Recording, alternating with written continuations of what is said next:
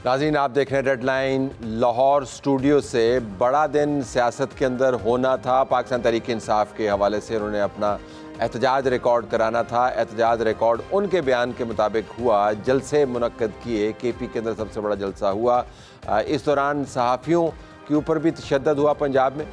एक वाक़या बिलखुसूस उसका भी हम तज़किरा करेंगे। बराबर में बड़ी जो स्टोरी है वो सूबों के हवाले से है। हुकूमत वक्त का ख्याल था कि शायद ये स्टोरी थम जाए, वो थम नहीं रही, मुसलसल चल रही है। सूबे बनने चाहिए, सियासी मुश्किलात क्या हैं, जो इस आइडिया को बार बार इंडोर्स कर रहे हैं। नून लीग के अंदर से आवाज़ें आ रही हैं, उनके मिनिस्टर्स, एडवाइज़र्स काबीना का हिस्सा होते हुए ये बात कर रहे हैं। उनका ख्याल क्या है? जो माहिर हैं मईशत के और सियासत के, वो इसके बारे में क्या सोचते हैं? नए सूबे बनाना आसान होगा, मुश्किल होगा, ख़र्चा ज़्यादा होगा या क्या होगा? ये तमाम मामलात हम आज के प्रोग्राम में आपके सामने रखेंगे। जो सूबों के हवाले से पैनल है उसका तारुफ मैं करवा देता हूँ। हमारे पास मौजूद हैं कराची से मिफ्ता इस्माइल साहब, साबिक वज़ीर ख़ज़ाना, सेक्रेटरी जनरल अवाम पाकिस्तान पार्टी। आपका बहुत शुक्रिया मिफ्ता साहब, आपने हमें ज्वाइन किया। रज़ा हयात हिराज साहब, वफाक के वज़ीर दिफाई पैदावार, मुस्लिम लीग नवाज़ की तरफ से मुतअद्दिद सूबों के हामी भी। रज़ा साहब, आपका ही बहुत शुक्रिया। और अहमद बिलाल महबूब साहब, सरबराह पिल्डेट तज्ज़ियाकार, जिन्होंने ऐसे उतार चढ़ाव बहुत से देखे हैं, ऐसे प्लान्स बहुत सारे देखे हैं, आपका भी शुक्रिया। आप तीनों की इजाज़त से अगर मैं पहले ज़रा जिक्र कर लूँ, हमारे सहाफ़ी नातिक रेहान को आज पुलिस ने उनसे मारपीट की, तो मैं जानना चाहूँगा अरशद अली कवर कर रहे हैं इस मामले को कि ये मामला क्या हुआ और इसके ऊपर क्या कार्रवाई मुतवक्को है। जी अरशद। जी बहुत शुक्रिया तलत साहब। आज लाहौर बार एसोसिएशन ने बिल्कुल जनरल हाउस इजलास जो है वो तलब कर रखा था, और ये जनरल हाउस इजलास जो है वो सियासी कैदियों के साथ जो है वो जेल के अंदर गैर जो इंसानी सलूक किया जा रहा है उसके ऊपर था। और इस हवाले से जो है वो एक रैली भी जनरल हाउस इजलास के बाद जो है वो वकला ने अनाउंस की हुई थी। जैसे ही आज दूसरी तरफ जो है वो PTI ने 5 अगस्त का एहतजाज जो है वो कॉल किया हुआ था, और जैसे ही शहर के दीगर जो है वो हिस्सों के अंदर एहतजाज तो हमें नज़र नहीं आया, लेकिन यहाँ पर जो है वो PTI की क़यादत, चंद एक क़यादत जो है वो और सिविल कपड़ों में जो कुछ कारकुन थे वो ज़रूर ईवान दल पहुँचे। और जिसके बाद जो है वो लाहौर बार का एहतजाज जो जनरल हाउस इजलास था वो मुकम्मल हुआ। तो उसके बाद जो है वो वकला ने कहा कि हम PG चौक तक जो है वो रैली निकालेंगे। PG चौक जो है वो बिल्कुल 1-2 मिनट की मसाफत पर है, वहाँ पर हम नारेबाजी करते हुए जाएंगे और उससे आगे हमने एहतजाज करने नहीं जाना। जिसके बाद जो है वो पुलिस ने कहा था कि हम वकला को जो है वो वकला को कुछ नहीं कहेंगे, लेकिन प्राइवेट पर्सन जो एहतजाज में शामिल होंगे उसके खिलाफ जो है वो पुलिस ने जो है वो कार्रवाई शुरू की। और जैसे ही वकला ईवान दल से बाहर आए तो वहाँ पर जो है वो दोनों अतराफ से जो सड़क थी ईवान दल की सिविल सेक्रेटेरिएट से PMG चौक तक जो है वो आम ट्रैफिक के लिए बंद की गई। और उसके बाद जो है वो पुलिस ने अपनी कमर कसी और वहाँ पर जो प्राइवेट पर्सन थे उनके खिलाफ जो है वो उनकी गिरफ्तारियाँ शुरू कर दी और उनको गिरफ्तार करके जो है वो प्रिजनर वैन के अंदर जो है वो डालते रहे। ताहम इस दौरान एक आज न्यूज़ के जो रिपोर्टर थे नातिक रेहान, उनको भी जो है वो पुलिस ने तशद्दुद का निशाना बनाया। इस वक्त जो है वो नातिक रेहान मेरे साथ मौजूद हैं। हम नातिक रेहान से जानते हैं कि उनके साथ आज क्या हुआ है, किस तरह से ये वाक़या हुआ, वो उनकी ज़बानी जानते हैं। जी नातिक, बताइएगा कि आज कैसे आपको अरेस्ट किया गया, क्या हुआ? अच्छा, आज एक तो वकला का जो है वो एहतजाज था और इजलास भी था। इजलास ख़त्म हुआ और इजलास ख़त्म होने के बाद जब तमाम वकला बरादरी जो है बाहर आई एहतजाज के लिए, तो उस दौरान जो PTI की जो लीडरशिप है उनको गिरफ़्तार कर रहे थे। तो वहाँ पर रेहाना डार साहिबा भी वहाँ पे मौजूद थी, और रेहाना डार साहिबा जो हैं वकला की जो बहनें हैं वो उनके साथ मौजूद थी। पुलिस की जानिब से उनको गिरफ़्तार करने की कोशिश की गई। मैं वहाँ पे मौजूद था और मेरे अलावा मेरे आसपास कोई सहाफ़ी नहीं था।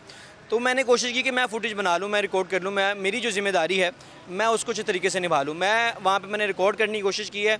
इतनी देर हुई है और पीछे से कोई 10-12 पुलिस वाले आए हैं जिन्होंने मेरी कोई बात नहीं सुनी। मुझे ये भी नहीं बताया कि मेरा जुर्म क्या है, मेरा काम करना जुर्म था या मसला क्या था। उन्होंने मुझे तशद्दुद का निशाना बनाना शुरू कर दिया। उनके हाथ में डंडे थे, सोटे थे, वो उन्होंने मारना शुरू कर दिया और मार के मुझे वैन तक लेकर गए हैं। बाद में जो वहाँ पर मौके पे जो सहाफ़ी बरादरी मेरे जो भाई मौजूद थे, उन्होंने बताया कि सर वो जिसको आपने मारा है वो सहाफ़ी था, वो आपने एटलीस्ट को मार के वैन के अंदर बंद कर दिया है। फिर उन्होंने SP सिटी को कहा, तो फिर उसके बाद जो है मुझे SHO आते हैं, मुझे कहते हैं कि आप नातिक रेहान हैं। मैंने कहा जी सर मैं नातिक रेहान हूँ, बाहर आ जाए। मैंने कहा सर मुझे काइंडली एक जवाब मुझे दे दीजिए कि मुझ पर तशद्दुद हुआ क्यों है, मुझे ये ज़रा काइंडली समझा दें, मुझे मारा क्यों गया, क्या वजह क्या थी, क्या मामला था। مجھے تشدد کا نشانہ بنایا گیا، اس پہ ان کے پاس کوئی جواب نہیں تھا۔ بالکل ان کا یہ کہنا ہے کہ ان کے پاس کوئی جواب نہیں تھا۔ اسی طرح جو ہے وہ پولیس کی آج جو احتجاج اور ریلی کے اندر پولیس کا ایک یہ تھا کہ جو ویڈیو بنا رہے تھے حضرات پرائیویٹ پرسن کی، ان کو جو ہے وہ پولیس حراست میں لے رہی تھی، ان نوجوانوں کو، اور ایک دو جو وکلا کے منشی تھے ان کو بھی جو ہے وہ پولیس نے پکڑنے کی کوشش کی، لیکن وکلا نے کہا کہ یہ ہمارا پرائیویٹ منشی ہے اور ہم نے ویڈیو اپنی خود بنوا رہے ہیں۔ تو اس دوران جو ہے وہ جب ان کی تلخ کلامی ہوئی، ان کو جو ہے وہ پولیس نے پھر چھوڑ دیا جب دیگر وکلا اندر انوالو ہوئے۔ تو آج پولیس کی اسٹریٹجی یہ تھی، اس وجہ سے یہ سارا ہوا، اور پھر جو ہے وہ 15 سے 20 منٹ جو ہے وہ وکلا نے ایوان دل کے باہر نعرے بازی کی، اور اس کے بعد جو ہے وہ وکلا نعرے بازی کر کے اپنے ایوان دل کے اندر چلے گئے، اور اس کے بعد جو کارکن تھے وہ بھی وہاں سے چلے گئے، اور جو پریزنر وین کے اندر کوئی 8 سے 10 لوگ تھے پرائیویٹ پرسن جو کہ پولیس نے گرفتار کیے تھے، ان کو پولیس وہاں سے لے کر جو ہے وہ روانہ ہو چکی تھی، اور اس حوالے سے ابھی تک کوئی ایف آئی آر بھی سامنے نہیں آئی، اور اس حوالے سے یہ بھی نہیں بتایا گیا کہ وہ افراد جو ہے وہ چھوڑ دیے گئے ہیں یا ابھی تک پولیس کی حراست میں ہیں۔ بہت افسوسناک واقعہ ہے، ہم امید کرتے ہیں کہ اس کا کچھ اس سے کوئی معاملات طے ہوں گے، صحافیوں کی دھنائی کرنا کون سی پالیسی ہے اور یہ کس قسم کا جبر ہے، جب آپ رپورٹ کرنے والے کے اوپر ان کے پل پڑیں اور کہیں کہ معاملہ بس ویسے ہی ہو گیا۔ ذرا صوبوں کے معاملے پر آتے ہیں کوئکلی، اگر میں رضا صاحب آپ سے بات کا آغاز کر پاؤں۔ آپ مسلم لیگ نواز کے ساتھ ہیں، ان کی کابینہ کا حصہ ہیں۔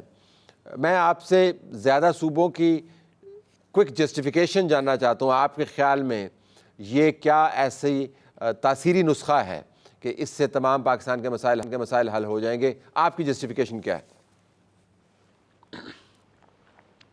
دیکھیے شاہ صاحب، اس میں 2-3 معاملات ہیں جو کہ دیکھیے آپ کے پاس 1001 ریزنز ہو سکتی ہیں اس کو جسٹیفائی کرنے کے لیے، اور میں آج دیکھ رہا تھا کہ ایک بڑے سینئر جرنلسٹ ہیں لاہور سے، وڑائی صاحب، سہیل وڑائی صاحب، تو وہ اس کے اگینسٹ بھی بڑی لاجیکل بات کر رہے تھے۔ اس کی جو زیادہ ہمیں اپیل کر رہی ہیں چیزیں جی، وہ یہ ہے کہ جو فیڈریشن پاکستان کی ہے وہ اور زیادہ مضبوط ہوگی، آپ کی جو فائنینشیل سچویشن ہے وہ فیڈریشن میں اور زیادہ بہتر ہوگی۔ اس وقت این ایس سی ایوارڈ کی وجہ سے جتنا سارا پیسہ صوبوں کو چلا جاتا ہے، وفاق کے پاس صرف لائبلٹی بچ جاتی ہے۔ یہ ایک بات۔ دوسری بات یہ ہے سر کہ جو پاپولیشن اور جو کنٹرول ہے، اب آپ اندازہ لاہور کا لگا لیجئے، لاہور الون جو ہے وہ کوئی 12 کروڑ کے آس پاس ہے۔ یہ میں 12 سے 13 کروڑ کی ایک کنزرویٹو فگر دے رہا ہوں، ہو سکتا ہے میں غلط ہوں، یہ 12 سے زیادہ ہو یا 13 سے بھی زیادہ ہو۔ اب ایک صوبہ پورے پاکستان کا 12 کروڑ کے قریب ہے، میں پنجاب کی بات کرتا ہوں۔ دنیا کے ممالک دیکھ لیجئے، ان کی یہ پاپولیشن نہیں ہے، اور ان کے اندر لاتعداد صوبے ہیں۔ تھرڈلی آپ کی لا اینڈ آرڈر سچویشن بہتر ہو جائے گی، لوگوں کو جسٹس سسٹم بہتر ہو جائے گا، نئی عدالتیں بنیں گی، ان کو نئی ڈیولپمنٹ دیکھیں، اور ڈیولپمنٹ ایک ریشنلائزڈ طریقے سے پورا پاکستان میں ڈیولپمنٹ ہوگی، چاہے وہ بلوچستان کے صوبے بنے یا سندھ کے بنے یا اگر میں پنجاب کوئکلی کے بنے یا فیر انف کے رضا، بنے۔ اگر میں آپ سے پوچھ پاؤں قطع کلامی کی معذرت، کہ وفاقی کابینہ کے اندر اس معاملے پر یا مسلم لیگ نواز کی قیادت کے اندر اس معاملے پر آپ کی ان سے کبھی بات ہوئی؟ یہ زیر بحث آیا پارٹی میں؟ اس کے اوپر کچھ گفت و شنید ہوئی ان معاملات سے پہلے؟ اس معاملے میں جب اچھا دیکھیے میں آپ کو بتاؤں، دیکھیے پرسنلی یا پرائیویٹلی تو وزراء آپس میں اور کولیگز ممبرز ہیں ہمارے جو پارلیمنٹ کے ہیں، وہ آپس میں آن اینڈ آف یہ بات ضرور ہوتی رہی ہے اور ہوتی ہے۔ اس بجٹ کی تقاریر بھی اٹھا کے دیکھ لیں تو بہت سارے ساؤتھ پنجاب کے لوگوں نے اس بات کو اپنی بجٹ کی تقاریر کا حصہ بنایا۔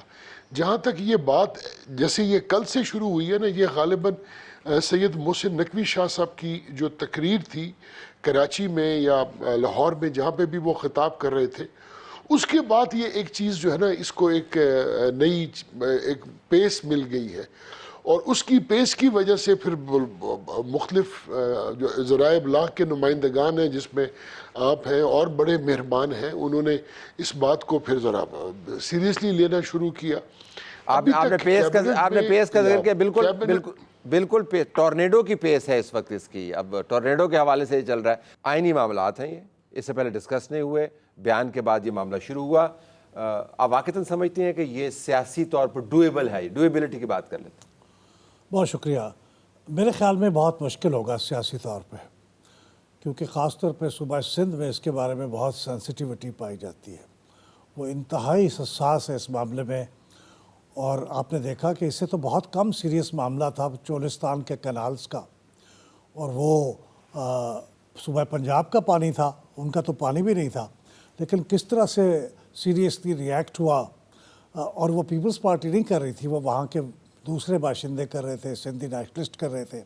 سندھ اور پنجاب کی سرحد کے اوپر رکاوٹیں ہو گئیں، پیٹرول یہاں نہیں آ سکتا تھا وغیرہ وغیرہ. تو یہ صوبے کا معاملہ تو اس سے کہیں سیریس ہے. تو کہنے کا مطلب یہ ہے کہ اس پہ اتفاق رائے پیدا کرنا بہت ضروری ہوگا. وہ ٹائم لے گا.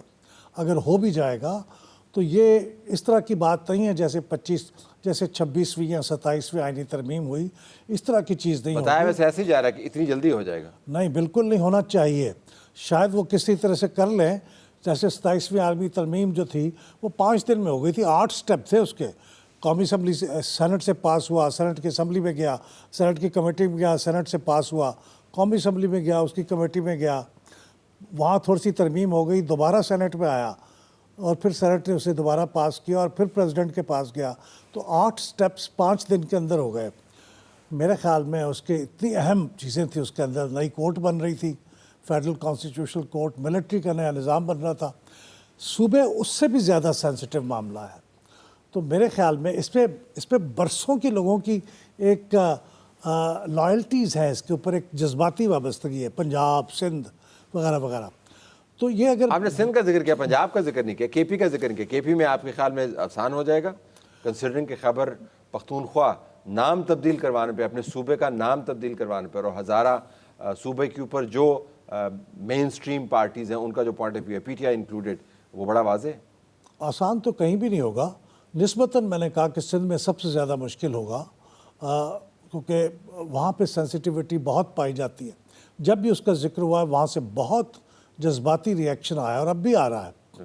اور یہ یاد رکھیے کہ اتفاق رائے پیدا کیے بغیر اگر کیا گیا تو ملک کے اندر بہت خرابی ہوگی. ہم مزید خرابی کے اتفاق رائے کا طریقہ کیا ہوگا، اس پہ میں آتا ہوں. مفتاح صاحب، اگر آپ فائنانس منسٹر ہوں ملک کے، اور آپ کو پاکستان کے فائنانسز کو ایڈریس کرنا ہو، تو کیا زیادہ صوبے بنوانا آپ کے گیم پلان کا حصہ ہوگا؟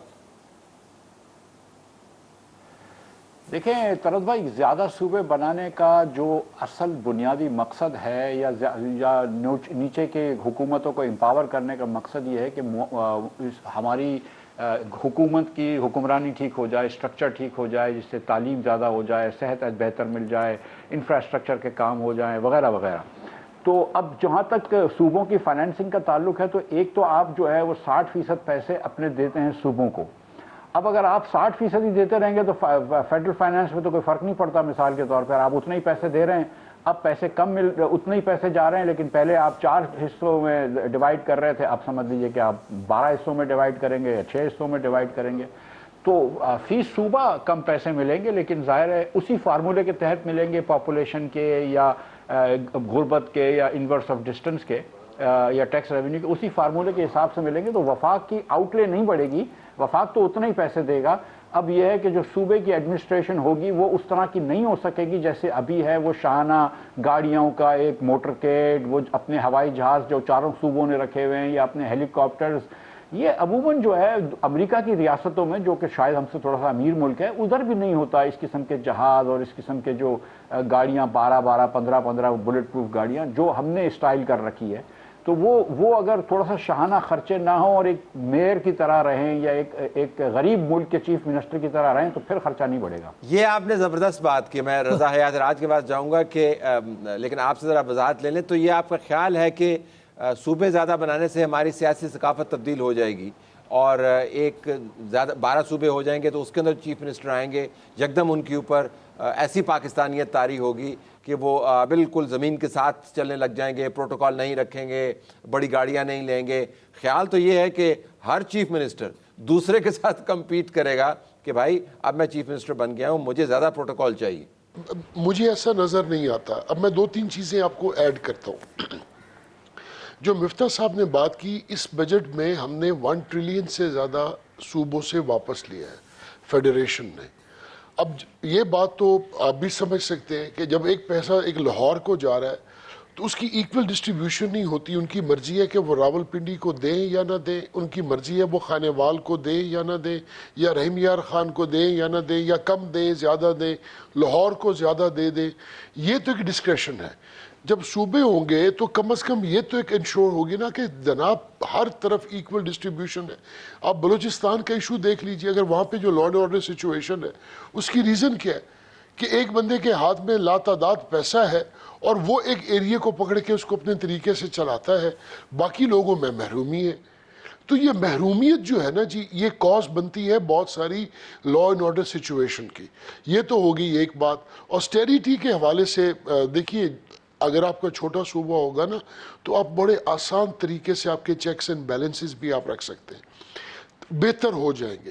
تیسری بات جو میں سمجھتا ہوں کہ ان صوبوں سے آپ کو جو سب سے زیادہ تقویت ملے گی نا جی اس پورے معاملات میں, سر آپ کی فیڈریشن بہت سٹرونگ ہو جائے گی, آپ کی فیڈرل گورنمنٹ بہت سٹرونگ ہو جائے گی.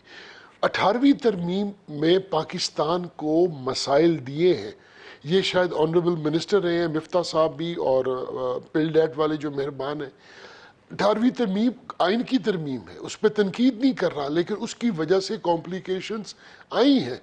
ڈیوالوڈ سبجیکٹس ہیں, چھوٹے صوبے ہوں گے تو آپ کے سبجیکٹس جو ڈیوالوڈ ہیں, فرض کر لیجیے اگر آپ نے law and order, health, education اور ایسے 2-3 اور پاپولیشن, یہ سبجیکٹس آپ نے ڈیوالو کر دیے, ایگریکلچر کو ڈیوالو کر دیا, تو ایک کمپٹیشن بڑا ہیلدی ہو جائے گا. ہیلدی دیکھیں جی جنوبی پنجاب میں تو کریکلم, آپ نے ایک بڑی زبردست بات کی, آپ نے فیڈریشن کی تقویت کی بات کی. کمال بات یہ ہے کہ کبھی اسی ملک خود آزاد میں ہم 1 یونٹ بنا کے تقویت دیتے تھے فیڈریشن کو, آج ہم 12 صوبے بنا کے تقویت دینے کی بات کر رہے ہیں. ذرا تقویت کے اوپر آ جائے. فیڈریشن جو ہے مضبوط ہوگی, چیف منسٹرز جو ہیں وہ عوامی چیف منسٹر ہوں گے اور پھر سب ہنسی خوشی رہیں گے. That's the idea. تو یہ تو بڑا آئیڈیلسٹک سوچ ہوگی. ہماری توقع ہوگی کہ اچانک آسٹیریٹی جو ہے وہ 12 صوبے بنتے ہی سب لوگ اسے اڈاپٹ کر لیں گے. میرے خیال میں سب لوگ اس وقت جو چیف منسٹرز ہیں اور اس وقت جو اسمبلیاں ہیں اور ان کے اراکین ہیں, ان کے ماڈل کو فالو کرنے کی کوشش کریں گے. ہر ایک کے دل میں یہی امنگ آئے گی کہ میں اب چیف منسٹر ہوں, تو ان کے ذہن میں موجودہ چیف منسٹرز آئیں گے. اس کو کنٹرول کرنا بڑا مشکل ہوگا, لیکن یہ بڑا ڈیبیٹ کا پوائنٹ نہیں ہے. اصل مسئلہ یہ ہے کہ اتفاق رائے ہونا چاہیے. آپ نے سوال پوچھا تھا کہ اتفاق رائے کیسے ہوگا. دیکھیے انڈیا نے بھی یہ ایک کام کیا 1953 میں. وہاں بھی انہوں نے اچانک بڑی ڈیمانڈ اٹھ گئی, اور خاص طور پہ لینگویج کی بنیاد پہ وہاں پہ فسادات بھی پھوٹ پڑے. ایک سیاسی کارکن 58 دن بھوک ہڑتال کر کے مر گئے, وہ اس کی وجہ سے پھر بہت وائلنٹ سچویشن ہو گئی. تو انہوں نے پھر کیا کیا, انہوں نے ایک اسٹیٹس ری آرگنائزیشن کمیشن بنایا 1953 میں سپریم کورٹ کے ایک جج کے تحت, اور وہ 2 سال اس نے کام کیا. یہ ڈیٹا کلیکٹ کیا, انالائز کیا, اور یہ سوچا کہ کیا بہترین ارینجمنٹ ہو سکتا ہے. پارلیمنٹ کے سامنے پیش کیا. 56 میں اسٹیٹس ری آرگنائزیشن ایکٹ پاس ہوا. یہ بہت سینسٹیو معاملہ ہے, اس کو ٹائم دینا چاہیے. میری بھی رائے یہ ہے, اتفاق رائے کے لیے آپ کو کمیشن کی کوئی چیز بنانی پڑے گی. دیکھیے آپ نے 18ویں ترمیم, اس پہ اتنے کنٹینشس معاملات پھر بھی نہیں تھے, لیکن آپ نے 10-11 مہینے وہ کمیٹی بیٹھی اور اس کے اوپر غور کرتی رہی. تو اس کے اوپر بھی ٹائم دینا لیکن جو چاہیے. اس کے بعد ہوئی تو اب ہم اس کو ریورٹ کرنے کی بات کر رہے ہیں. ہاں, اس کا باوجود اس کے کہ اتنا کام کیا, جی, تو وہ کہتے ہیں کہ زیادہ کام سے مراد یہ نہیں ہے کہ بعد میں ریورٹ نہیں ہوگا. تو 18ویں ترمیم کا ایگزامپل تو آپ دے رہے ہیں زیادہ کام کا, لیکن ابھی ہم اس کو ریورٹ کرنے کی بات کر رہے ہیں. 11 سال گزر گئے نا جی, اس کو 11 سے زیادہ سال گزر گئے. تو اب اس کو کوئی بھی چیز پرماننٹ تو نہیں ہوتی. اس کو تجربے نے ثابت کیا ہے کوئی چیز ٹھیک نہیں ہے تو اس کو آپ امینڈ کر لیں. اتنا وقت تو آپ کو کم از کم دینا چاہیے. وقت تو دینا چاہیے. آپ مفتاح صاحب, اگر میں آپ سے پوچھ پاؤں, ہم نے ریونیو جنریٹ کرنا ہے اور کہا جا رہا ہے کہ پہلے ہم نے خرچے کم کرنے ہیں پھر ریونیو جنریٹ کرنا ہے. اگر میں آپ سے پوچھ پاؤں کہ ریونیو جنریٹ کرنا زیادہ صوبوں کے ذریعے زیادہ بہتر ہے, یا توانا اور اچھا لوکل باڈیز کا نظام جس کے اندر آپ بالکل ٹیکسیشن کو لوکل لیول کے اوپر لے جائیں اور وہاں پر اختیارات کی تفویض بھی وہیں پہ کریں. لوکل باڈیز کیوں نہیں, صوبے کیوں؟ دیکھیں ایک لوکل باڈیز اور چھوٹے صوبے دونوں ایک ساتھ ہو سکتے ہیں. جس صوبے میں آپ کو کنسنسس ہو جاتا ہے کہ وہاں چھوٹے صوبے بنا لیں, وہاں چھوٹے صوبے بنا لیں, وہ زیادہ دیرپا ہے.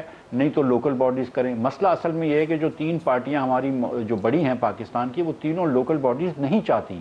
آپ نے 2008 میں جیسے ہی جمہوریت پھر سے آغاز ہوا تو سب سے پہلے لوکل باڈیز ختم کر دیں. اب 2009 کے اندر آپ نے یہ پاس کیا ہے NFC ایوارڈ جو 2010 میں اپلائی ہوا ہے, اور 2010 میں 18ویں ترمیم ہوئی ہے, لیکن اس کے بعد لوکل باڈیز کی طرف تو کوئی بھی نہیں گئے.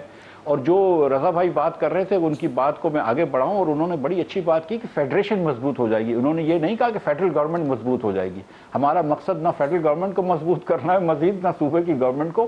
ہم فیڈریشن مضبوط ہو جائے, یعنی ملک مضبوط ہو جائے, تو بڑی اچھی بات ہے. اور اس کو آپ لوکل لیول پہ, نیچے کے لیول پہ حکومت کو لے کے جائیں.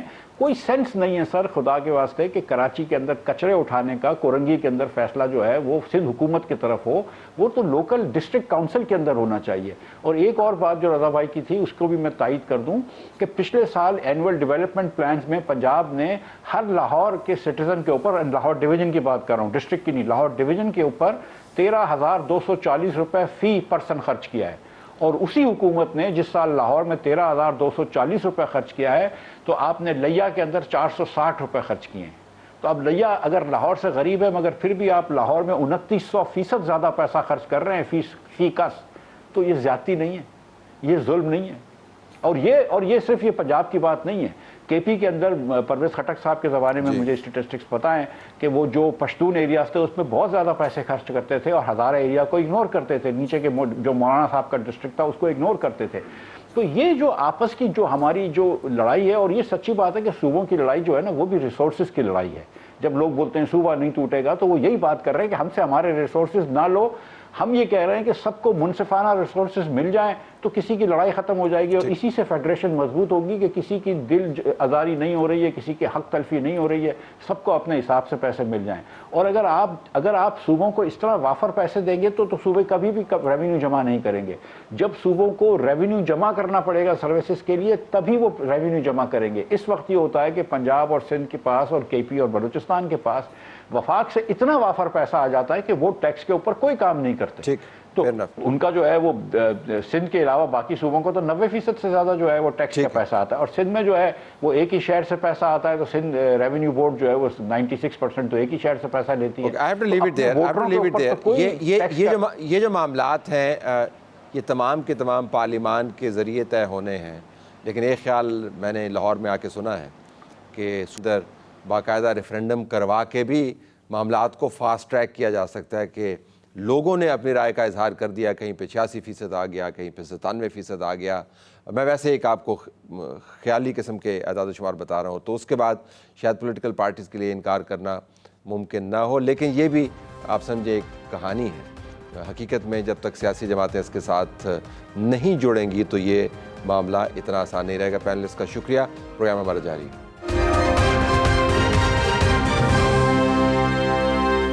پروگرام میں خوش آمدید ناظرین. پاکستان تحریک انصاف کے جلسے جاری ہیں اور بعض جگہوں پر ہنگامے بھی رپورٹ ہو رہے ہیں.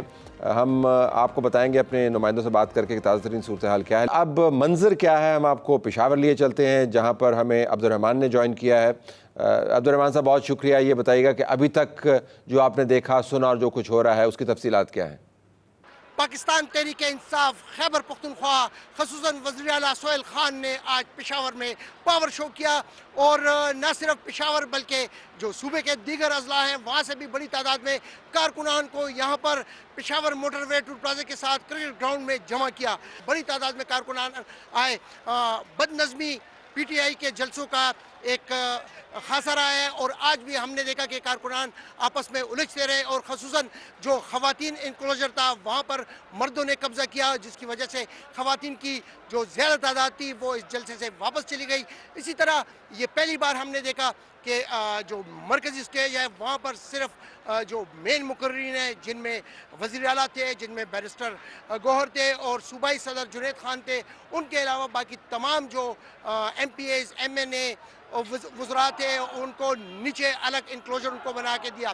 तो ये एक पावर शो था सोहेल खान का, जिसमें उन्होंने आइंदा के लाएअमल का ऐलान किया और कहा कि वो हुकूमत को डेड लाइन देते हैं कि वो बानी चेयरमैन के जो मुकदमात हैं उनको मेरिट पर उनको सुना जाए और उनको इंसाफ मुहैया किया जाए, उनकी मुलाकातें जो बंद की गई हैं वो दोबारा शुरू की जाएं और इसी तरह उनके केसों को स्पीडी किया जाए। अगर ये अमल नहीं किया जाता तो उसके बाद उन्होंने लाएअमल दिया कारकुनों को और उन कारकुनों से ये हल्फ लिया कि वो उनके साथ रहेंगे, उनकी बात मानेंगे। और वज़ीर आला ने जो है 27 सितंबर को इस्लामाबाद जाने का ऐलान कर दिया है। उनका ये कहना है कि ये प्रोपेगेंडा होगा कि हालात ठीक नहीं है, लेकिन हम जो है इस ख़ुसूसन मैं इस नौजवानों की क़यादत करूँगा और मैं इनके साथ जाऊँगा और अपने जो बानी चेयरमैन हैं उनकी रहाई के लिए जो है वो कोशिश करेंगे। तो ये था आज का जो पेशावर में जलसा है। कराची के बगैर स्टोरी मुकम्मल नहीं होती। कराची के अंदर दिन में कुछ हंगामों की खबर आई।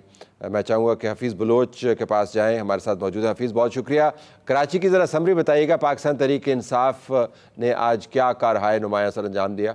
जी बिल्कुल, पाकिस्तान तहरीक इंसाफ की जानिब से आज कराची प्रेस क्लब के सामने एहतजाजी मुजाहरे का ऐलान किया गया था। इससे कबल ही ज़िले जो इंतज़ामिया है उसकी जानिब से कराची प्रेस क्लब के दोनों अतराफ की जो अहम शाहराएँ दीन मोहम्मद वफ़ाई रोड और सरवर शहीद रोड, यहाँ पर कंटेनर्स लगाकर इस सड़क को बंद कर दिया गया था। कराची प्रेस क्लब के दाखिली और जो खारजी रास्ते हैं वो बंद कर दिए गए थे, जिसकी वजह से यहाँ पर ट्रैफिक जाम के भी मसाइल का सामना करना पड़ा यहाँ के से गुजरने वाले शहरियों को।